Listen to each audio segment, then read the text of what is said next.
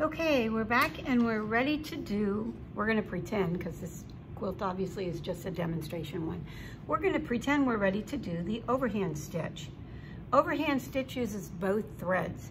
So this time, instead of putting your knot on only one end, we're gonna use the two together, two threads that I did. Now, when you get your thread, I would suggest never making your thread longer than the length of your hand to your elbow, because if you're sewing and sitting next to somebody, the odds of you poking them with your needle increase if you're using a really long thread.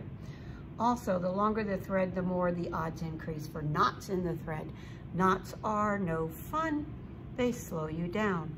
And you know how to thread the needle.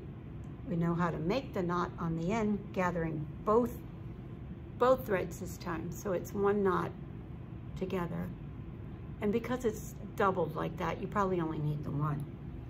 Now, when we're doing the overhand stitch, the first thing you're gonna do are three, they look like running stitches, they're really called a satin stitch, but we're gonna start on the back.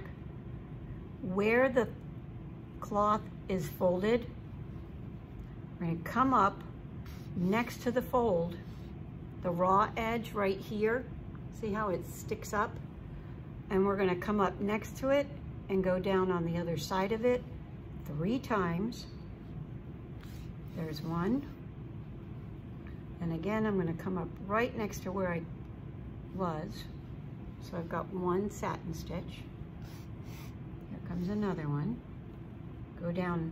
You want those to be about the same size, but what they're doing is they're grabbing those rough edges where you fold it over, and they're gonna hold them flat in place. One last one. You don't wanna pull it really tight because it's gonna gather the material and look kind of puckery. So if you do, just go back and loosen it up before you pull it any tighter. All right, so I've got my 3 stitches, 1, 2, 3. See them? They're holding that edge down. Now we're gonna do what we call an overhand stitch. So the thread is always coming from the back, going over the edge, and going back through to the back. Again, don't pull it tight, because if you pull it too tight, it does this puckery thing that doesn't look very nice.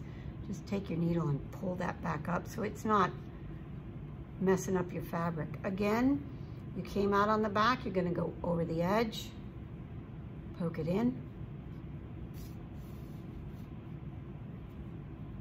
over the edge. Corners are tricky, because as you get to a corner, you have to figure out how you wanna go around that. And this is the first time you've done this, so it's gonna be a little challenging. I do a couple of them like that. Maybe one more here, and then I'll just come this direction. Now what you're gonna notice as you're doing the overhand stitch, and again, it's always over the edge, you're gonna run out of thread quicker because you doubled the thread, okay? That's okay. You know how to thread the needle, you know how to put the knot in, and you just keep stitching, okay? This one also, you want to be really careful that you're not leaving yourself like enough thread on the back to knot it off. So I would say 4 or 5 more knots, I'm going to have to make a loop and knot this off, okay? You're going to do this overhand stitch all around the entire quilt edge. And as you get to each corner, where the material has been folded over and is rough, you're gonna take the time to do 1, 2, 3 satin stitches and then go back to the overhand stitch, okay? The next stitch on our list is called chicken scratch, and I'll show you that in just a second.